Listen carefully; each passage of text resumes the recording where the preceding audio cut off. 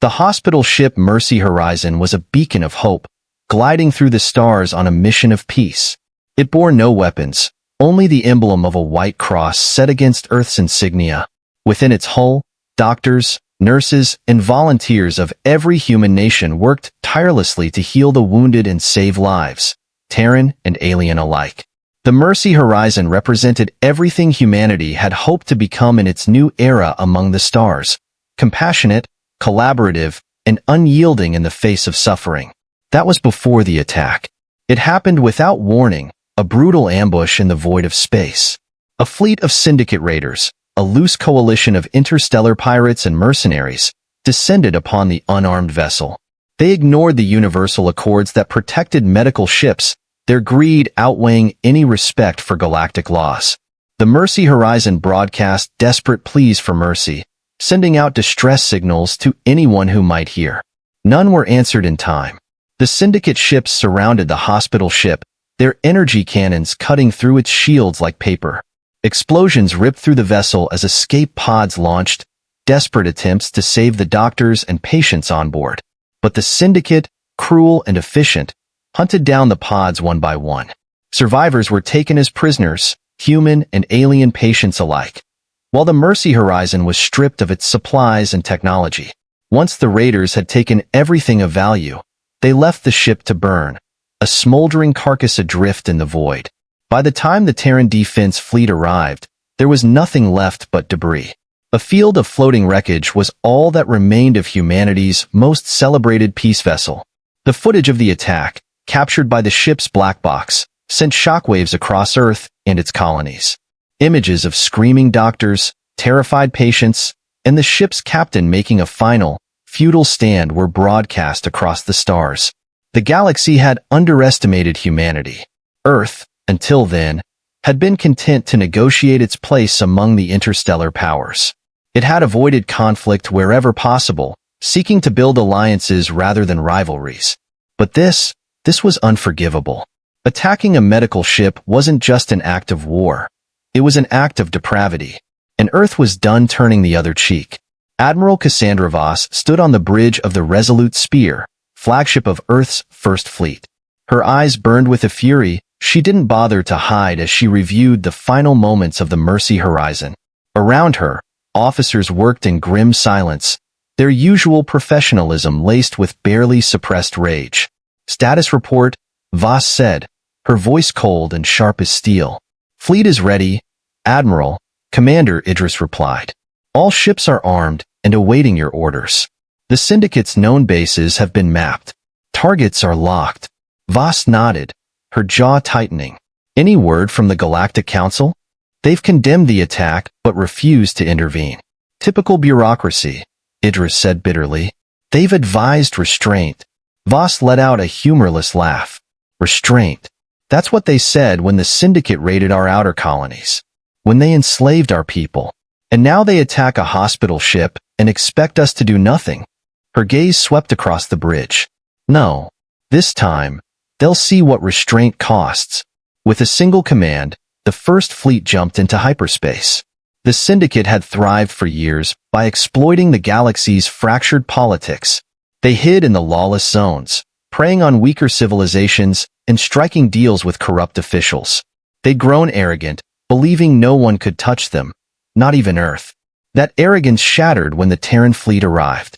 The first target was a Syndicate outpost orbiting a dying star.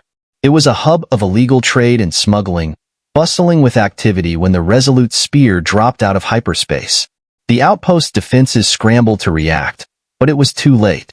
Earth's warships opened fire with precision, their railguns and plasma cannons tearing through shields and hulls alike. Syndicate fighters swarmed out to meet them, but the Terrans were relentless. For every Terran ship damaged, 5 Syndicate vessels were obliterated. Voss didn't offer surrender terms. She wasn't here to negotiate. She was here to deliver a message.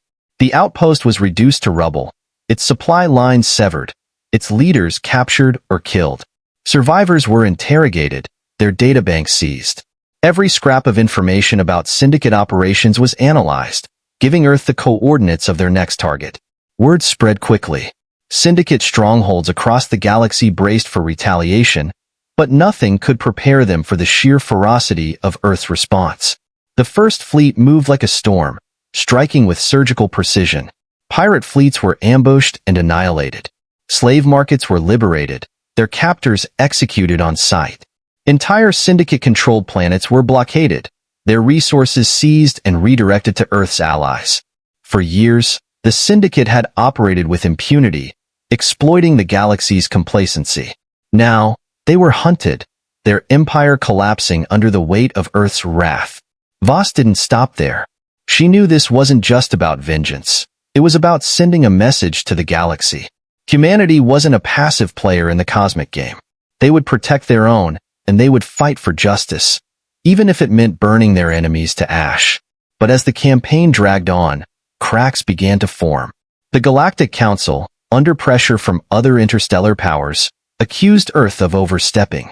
Allies grew uneasy, questioning whether Earth's thirst for revenge would destabilize the fragile peace between species. And within the fleet, some officers began to question the morality of their actions. How far was too far? Voss wrestled with these doubts, but she didn't falter. She knew the cost of inaction. She'd seen it in the wreckage of the Mercy Horizon. After months of relentless warfare, the Syndicate was a shadow of its former self. Their leaders, desperate and divided, turned on each other, hoping to survive by offering Earth information on their rivals. It didn't save them. The final battle came over a barren moon on the edge of the galaxy. The Syndicate's last fleet, bolstered by mercenaries and stolen tech, made their stand against Earth's armada. The battle was brutal, the void lit by streaking plasma and fiery explosions. But Earth's fleet was stronger, faster, and better coordinated. The Syndicate fell, their fleet scattered, and their leaders captured. As Voss stood on the bridge of the Resolute Spear, watching the remnants of the Syndicate fleet retreat, she felt a strange mixture of triumph and exhaustion. The war was over. Humanity had won. But at what cost? The galaxy would never forget what Earth had done. Some would call it justice. Others would call it vengeance. But one thing was certain. Humanity had proven that they were not to be underestimated. They weren't just survivors. They were a force to be reckoned with. As Earth's fleet returned home, the stars seemed quieter. The galaxy had learned its lesson, and humanity, for better or worse, had cemented its place among the stars. The fleet's return to Earth was met with mixed emotions. Crowds gathered in the streets, cheering the soldiers and officers who had avenged the Mercy Horizon. Cities across the planet erupted in celebrations, their lights reaching for the heavens. Humanity, long underestimated, had shown its resolve and power. But behind the celebrations, shadows lingered. Admiral Voss stood in her quarters aboard the Resolute Spear, watching Earth's vibrant blue and green orb grow larger through the viewport. The weight of victory pressed heavily on her shoulders. The mission had been clear: punish the Syndicate for their crimes. But the aftermath was far more complex. Reports from the liberated systems had begun to filter in, painting a picture of a galaxy that was both terrified and awestruck by humanity's wrath. "Admiral," came Commander Idris's voice from the doorway.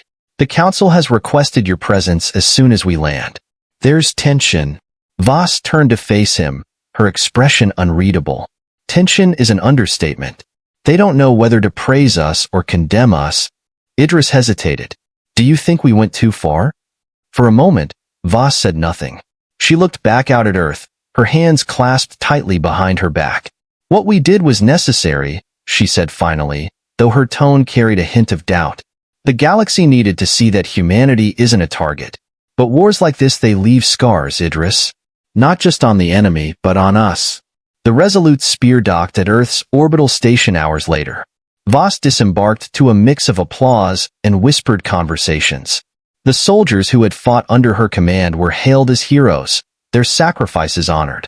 But among the diplomats and politicians who waited to greet her, the mood was far more subdued.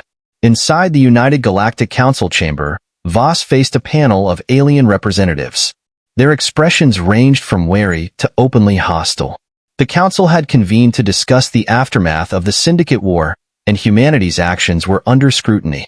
A tall, insectoid representative from the Thren Collective was the first to speak. "Admiral Voss, the destruction of the Syndicate was thorough. perhaps too thorough. Entire systems destabilized, economies disrupted. You've left a power vacuum that threatens the delicate balance of this galaxy. Voss met the representative's multifaceted eyes without flinching. With all due respect, the Syndicate's existence was a threat to that balance. They preyed on the weak, ignored every treaty, and slaughtered innocents. We did what needed to be done. A reptilian envoy from the Arvex Dominion leaned forward, his slitted eyes narrowing. And yet, humanity's methods were excessive. Entire Syndicate-controlled planets were blockaded, their resources seized. You've painted yourselves as conquerors, not protectors.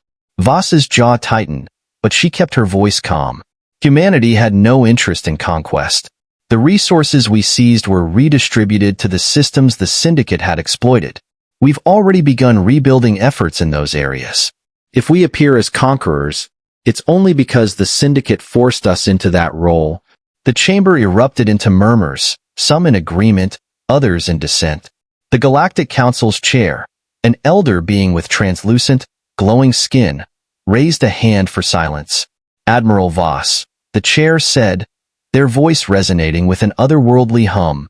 Humanity has proven its strength. But strength without wisdom can be dangerous.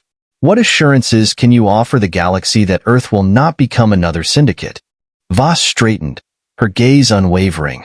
Humanity did not fight this war for dominance. We fought it for justice.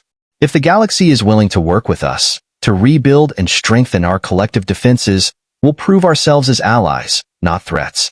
But make no mistake, if anyone dares to commit atrocities like those the Syndicate carried out, humanity will not stand by and watch. The chair regarded her for a long moment, their glowing skin dimming slightly. Your words are bold, Admiral. Time will tell if they are true. The Council's deliberations continued for days, with debates raging over how to fill the power vacuum left by the Syndicate's collapse. Some proposed establishing a joint task force to police the lawless zones, while others argued for increased autonomy for affected systems. Humanity, now viewed as both a savior and a potential threat, was at the center of every discussion. Back on Earth, the mood was no less complicated. Soldiers returned home to parades and celebrations, but not all of them could shake the horrors they had witnessed or caused. Veterans struggled to reconcile their actions with the ideals they had fought to defend. Families mourned those who had not returned, their grief mingling with pride. Voss found herself increasingly isolated, her every decision scrutinized by politicians, journalists, and the public. She knew she had done what was necessary, but necessity did little to ease her conscience. Months passed, and the galaxy began to adjust to its new reality. The Syndicate's remnants were hunted down by the newly formed Galactic Peacekeeping Alliance, a coalition born from the war's ashes. Humanity played a key role in its establishment, offering resources and personnel to ensure no other power could rise to replace the Syndicate. But not all was peaceful. In the shadows, whispers grew of factions within the galaxy that viewed humanity's rise with suspicion or outright hostility. They saw Earth's actions not as justice, but as a declaration of dominance. And while the galaxy rebuilt, seeds of resentment took root, waiting for the right moment to sprout. On a quiet evening, Voss stood alone in her quarters, staring at the stars. She knew the war was over, but the battles ahead would be different, and perhaps even more challenging. Humanity had carved out its place among the stars, but maintaining it would require more than strength. It would require diplomacy, wisdom, and the ability to learn from the past. For now, Earth stood tall, a beacon of resilience and determination. But Voss couldn't shake the feeling that this was only the beginning of a much larger story. Somewhere out there, new threats were lurking, and the galaxy's fragile peace was already beginning to fracture. And when the time came, humanity would have to decide once again what kind of legacy it wanted to leave among the stars. Months turned into years, and the galaxy's wounds from the Syndicate War began to heal, though the scars remained visible. Humanity, now a major player on the galactic stage, worked tirelessly to prove its commitment to peace and stability. Earth spearheaded countless reconstruction efforts in war-torn systems, sending engineers, scientists, and diplomats to rebuild shattered worlds. It was a monumental task, but it gave humanity the opportunity to show the galaxy its softer side. Yet not everyone was convinced. In the shadowy corners of the galaxy, resentment simmered. Factions that had quietly benefited from the Syndicate's rule, criminal cartels, rogue mercenary groups, and even some corrupt governments, found themselves struggling to adapt to the new order. They whispered of Earth's imperial ambitions, claiming that humanity's altruism was nothing more than a mask for conquest. These rumors spread like wildfire, fueling distrust and paranoia. Admiral Cassandra Voss, now promoted to Supreme Commander of Earth's Interstellar Defense Initiative, was well aware of these undercurrents. She had spent years navigating the complexities of galactic politics, forging alliances, and stamping out rogue elements that threatened the fragile peace. But even as she worked to strengthen humanity's reputation, she couldn't ignore the signs of a new storm brewing. It began with whispers of a coalition forming in the Outer Rim, an alliance of species and factions united by their distrust of Earth. The coalition, calling itself the Shadow Accord, claimed that humanity's rapid ascent was destabilizing the galaxy and that Earth's fleet posed a threat to everyone's freedom. At first, these rumors were dismissed as fringe propaganda, but as reports of coordinated attacks on Earth's allies began to trickle in, it became clear that the Shadow Accord was no mere rumor. Voss convened a high-level meeting on Earth, bringing together leaders from humanity's closest allies, the Jorvani Confederacy, the Zuran Unity, and the Mevrak Alliance. These species had stood by Earth during the Syndicate War and shared humanity's vision of a galaxy free from tyranny. But even among friends, tensions ran high. The Shadow Accord is no longer a fringe movement, said Terran Velosk, the Jorvani ambassador, her iridescent feathers ruffling with unease. They've struck 3 of our outposts in the past month, and their attacks are becoming more sophisticated. We've seen the same, added Ralvek Ka, the Mevrak war chief. His reptilian features were hardened with concern. They're targeting trade routes, research stations, and supply lines. It's clear they're trying to weaken us before launching a larger offensive. Voss nodded grimly. We've identified several key leaders within the Shadow Accord, but they've been elusive. They're using guerrilla tactics, striking from hidden bases and retreating before we can respond. The Zuran ambassador, a serene and insectoid figure named Karada, leaned forward. Their rhetoric is dangerous. They claim to fight for freedom, but their actions suggest they seek chaos. If they are not stopped, they could unravel everything we've worked to build. The room fell silent as the weight of the situation settled over the gathered leaders. Voss took a deep breath before speaking. We need to act decisively. The longer we allow the Shadow Accord to operate unchecked, the more emboldened they'll become. But we can't simply crush them with brute force. That's what they expect, and it would only validate their claims that humanity is a threat. What do you propose? Velosk asked. We need to divide them, Voss said. The Shadow Accord is a coalition of convenience, held together by fear and misinformation. If we can expose their leaders' true motives and sow doubt among their ranks, we can weaken their unity. At the same time, we need to continue proving to the galaxy that we stand for peace and cooperation.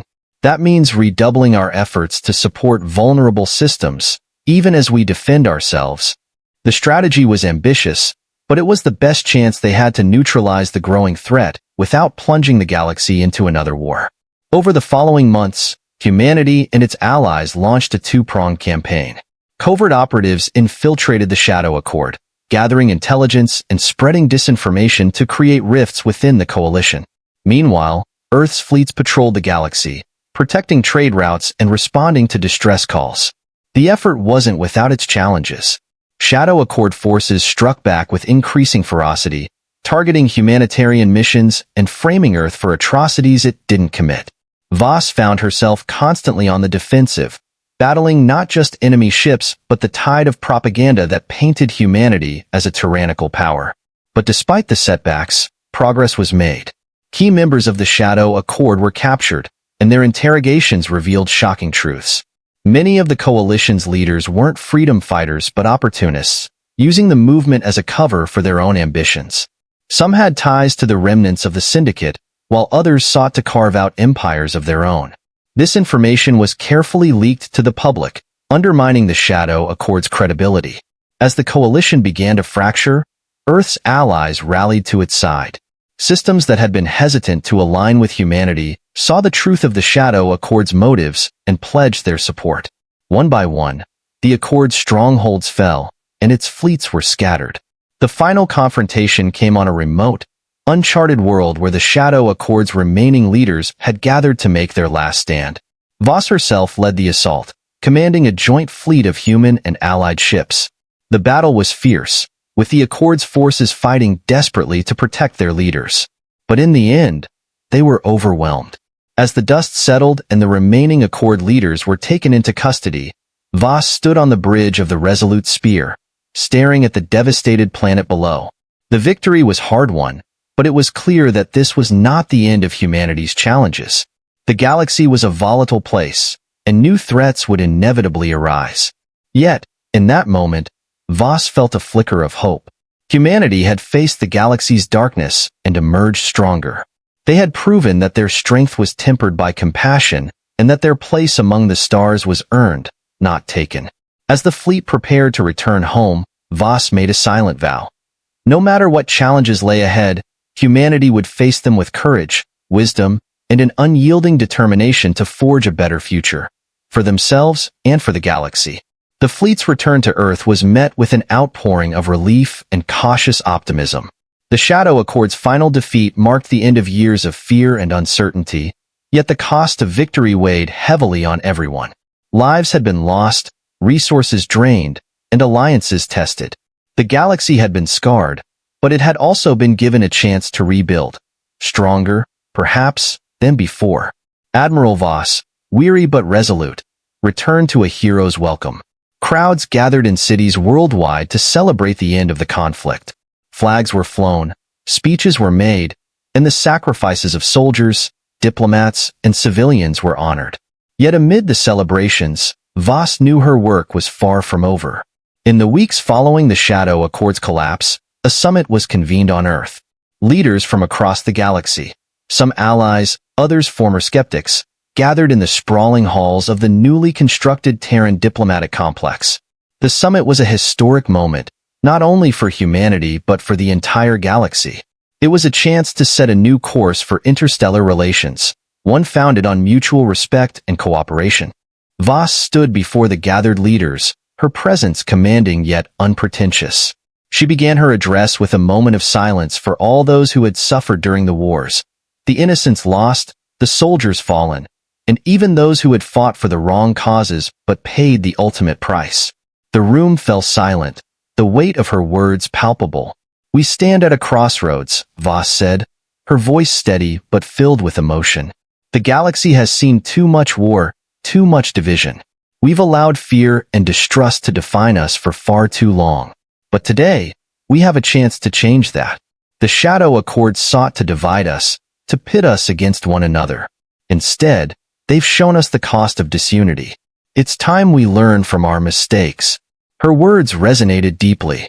Even those who had been critical of humanity's actions during the Syndicate War and the Shadow Accord conflict couldn't deny the truth in her speech. The galaxy's leaders began to see the possibility of a new era, one where their differences could be set aside for the greater good. The summit led to the formation of the Galactic Concord, a coalition unlike any before it. Unlike the bureaucratic and often stagnant Galactic Council, the Concord was designed to be an active force for peace, prosperity, and mutual defense.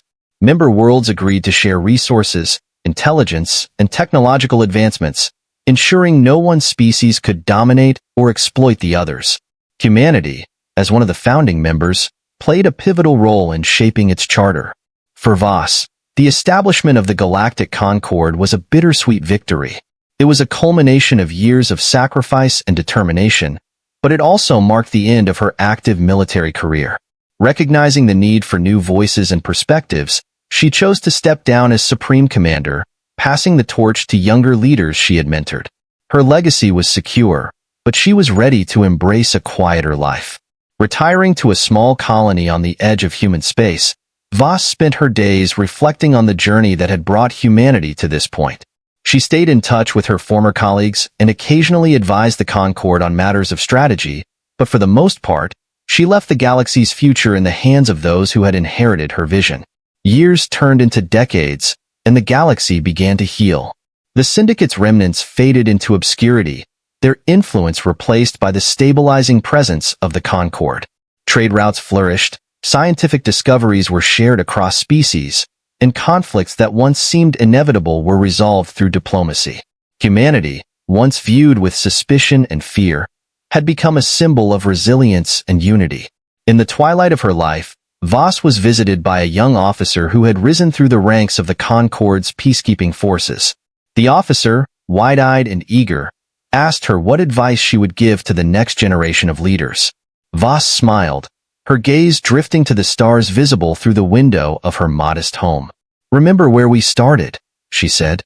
"Never forget the lessons we've learned, the price of division, the power of unity, and the responsibility we carry as stewards of this galaxy. Strength means nothing without compassion. And no matter how far we go, never lose sight of the ideals that brought us here." The officer nodded, her expression thoughtful. As she left, Voss watched her go with a sense of quiet pride. The galaxy's future was uncertain, as it had always been, but it was in good hands. When Voss passed away years later, the galaxy mourned her loss. Monuments were erected in her honor, and her name became synonymous with courage and wisdom. But more importantly, the principles she had fought for continued to guide the galactic Concord.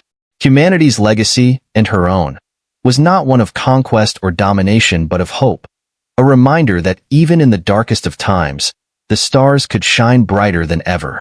And so, the galaxy moved forward, united not by fear but by the shared dream of a better tomorrow.